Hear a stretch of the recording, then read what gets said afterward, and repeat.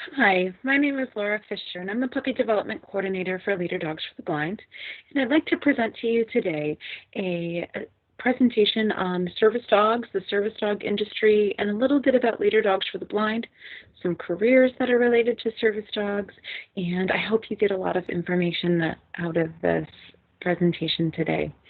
So I'm going to be sharing my screen with you and sharing a PowerPoint presentation about these specific things, and I hope technology is with me today and it all works out.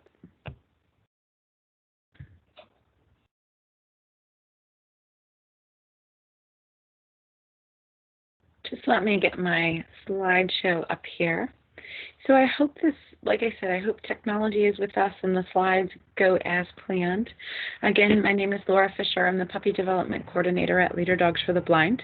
I have a bachelor's degree in animal science from Michigan State University, and I'm also certified in Tag Teach Level 1. If you haven't heard of Tag Teach, it's absolutely fantastic. Highly recommend that you Google Tag Teach International. So service dogs, and at Leader Dogs for the Blind, that's what we do. Our primary goal at Leader Dogs for the Blind is to give our clients guide dogs, which are service dogs, 100% free of charge. And our mission is to enhance the lives of people who are visually impaired by providing them with lifelong travel skills. So during this presentation, we're going to talk about what a service dog is, how they're a little bit different from emotional support animals, therapy dogs, and a lot of times those particular terms are used interchangeably, and they're not. There's very, very specific legislation and federal laws on the use of a service dog. We're also going to touch briefly on guide dogs, and that's specifically leader dogs, as they are a service dog. They're a specific kind of service dog. So I'm going to tell you a little bit what a guide dog does, a little bit about Leader Dogs for the Blind as an organization, and how we enhance the mission of Leader Dogs for the Blind within my department of puppy development. I'm also going to share with you some information about career opportunities. Maybe you, if you're like me, I thought I would be in the horse industry my entire life, and I ended up here I am working at a nonprofit organization with guide dogs, which is a little bit different. And then ways that you can be involved if you decide that maybe service dogs or this type of industry interests you. So what is a service dog? Service animals are defined as dogs that are individually trained to do work or perform tasks for people with disabilities.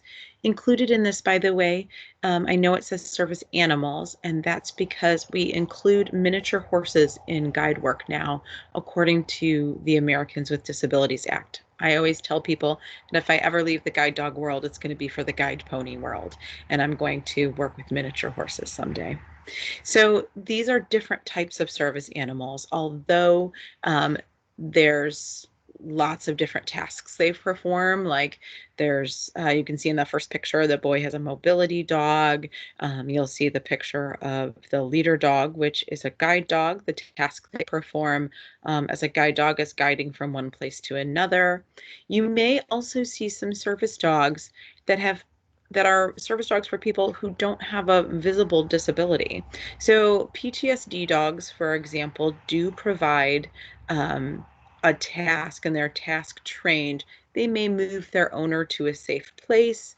There may be a task involved with what they do related to the PTSD. There are also people that have gluten allergies. They would have a service dog, which is a dog task trained to sniff out gluten in certain foods. You might see a diabetic alert dog or a seizure alert dog, and those dogs, again, the task they would perform would be to move their owner to a safe place or alert them that they have low blood sugar. So you might not see this person as disabled, but they still may need the use of a service dog. Dogs whose sole function to provide comfort or emotional support do not qualify as service animals under the ADA. Those are considered emotional support animals, and although they are in the service dog world, it's really important to make that distinction that they either provide comfort or emotional support, or do they perform an actual task. So when you're thinking about service dogs, I want you to really kind of get in your head that a service dog performs a task for an individual. They don't perform tasks for other people. They don't perform just simply provide comfort, or you don't take them for petting and emotional support of other people. They perform the task for that specific individual in which they were trained. So that's a very important distinction when we talk about service animals. So some of the differences would be that a service dog, again, trained to perform a task for an individual with a disability, and that is covered under the Americans with Disabilities Act, or the ADA. So they are allowed in all buildings. They are allowed in all public places and spaces. And it's very important that, as if you work in customer service or you work in an industry where you may see service dogs out in public, that we're cognizant of the fact that through this law, they are allowed everywhere. Also, they are allowed in all housing, and that's a big one as well. Emotional support dogs, they're medically prescribed, so you have to have your doctor sign a note that an emotional support dog is needed for you, and some type of documentation. Additionally, with emotional support dogs, although do not have the same access to public spaces as service dogs, they are allowed in housing under the Fair Housing Act, which is not the Americans with Disabilities Act. A little bit different laws there, but they are allowed in housing places where pets are not. A therapy dog, on the other hand, is involved with animal assisted therapies. So they go to nursing homes, they might go to have children reading programs, and they provide comfort for others. So that's the difference, is that these service dogs and emotional support dogs are directly related to their handler, while a therapy dog has a handler, but they're used for the comfort and joy of other people. It's very important that we know the distinction between these, especially when we're thinking about what tasks they do or what jobs they do and perform, because there's a lot of fraud in the service dog industry, and you can just go on Google. You can easily Google service dog vest, and you can get fake documentation, and you can get a vest or a jacket or a bandana that signifies that your dog is a service dog, when it really isn't. And what that does to the industry that I'm involved in, especially in guide work or service dogs that are frequently out in public, is that when somebody uses a fake service dog, it disrupts the work of a dog that has a task, that actually is an individual dog. And though our dogs are definitely trained to ignore distractions, they're still dogs. They're still animals with needs. And so I think that anytime that you are kind of going around the system like that, you're really putting other people in jeopardy. So very important to understand that, as far as maybe you want to take your dog out in public, but really, should this be something that you consider, that you're going to interrupt the work of someone who really needs that dog to live a full life that you maybe take for granted? What breeds of dogs can be service dogs? This is the cool thing, is that any breed of dog can actually be a service dog. We don't necessarily think of Chihuahuas as dogs that are service dogs, but Chihuahuas can be diabetic alert dogs, gluten allergy alert dogs. They can perform lots of different types of tasks. Hearing dogs are often small dogs like Chihuahuas or Papillons, or dogs that have that ability to be smaller and travel with a handler. Most of our dogs that you're going to see in the service dog industry as mobility dogs or guide dogs are going to be Labradors, because we live in a Labrador world. Labradors have been the #1 breed in the American Kennel Club, the AKC, for well over 20 years. Everybody is familiar with a Labrador. They know that they're friendly, soft dogs, and that they're non-threatening to the public. When we at Leader Dogs, we use about 80% Labradors. We use another 15% of our dogs are going to be Goldens and Golden Crosses. And then a very small 5% of our dogs are German Shepherds. We still have some clients that want Shepherds. And the very first leader dogs, the very first dogs that were trained to be leader dogs back in 1939, were actually Doberman Pinschers. And everybody says, well, why don't you use Dobermans again? Dobermans don't have the coat type of a Labrador. They also don't have the health. Labradors are very healthy dogs. Dobermans have some genetic components to their lines and their breeds, which make them a little trickier to breed for us.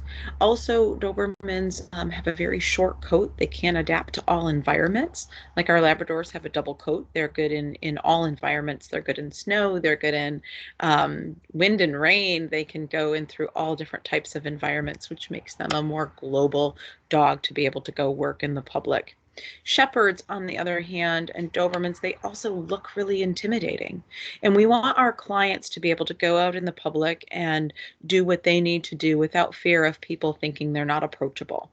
We want our dogs to be very approachable to other people so that our clients can still have that same type of life they would if the dog was invisible. So basically, we want an invisible dog that just goes right through life and does the work, and that's how people can perceive that person with a disability. And I know that I raised a shepherd, and I called it a sidewalk clearing dog. When I would walk, people would just scatter, and they would ask me, "Is that a police dog? Is he bomb sniffing?" And no, he's going to be a leader dog, but the perception of him was much different. I also find that it's a little bit more difficult to be in public with a black lab rather than a yellow lab or a golden. Goldens, people tend to find them very, very approachable. So when I'm raising either of those two breeds, I find that people will approach me more with a yellow lab or a golden because of the physical appearance of the dog. The interesting thing about dogs is that not all dogs want to work.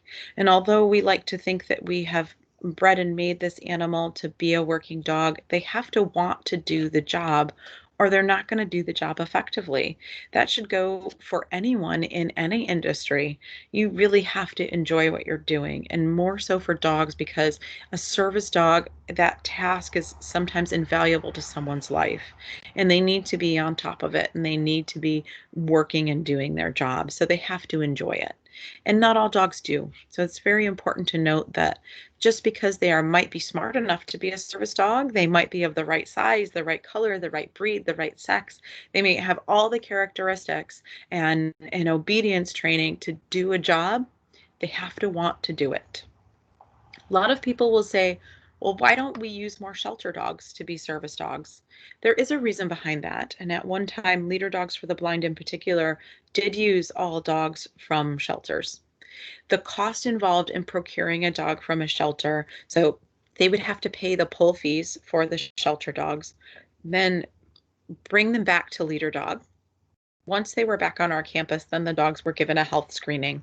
So what would happen is that most of the dogs that were in shelters were not healthy enough to go on to be leader dogs, even though we selected them from what we thought in the shelters were good, dogs of that age that were between 1 and 3 years old, that looked like they were healthy, strong dogs. A lot of them turned out to be heartworm positive.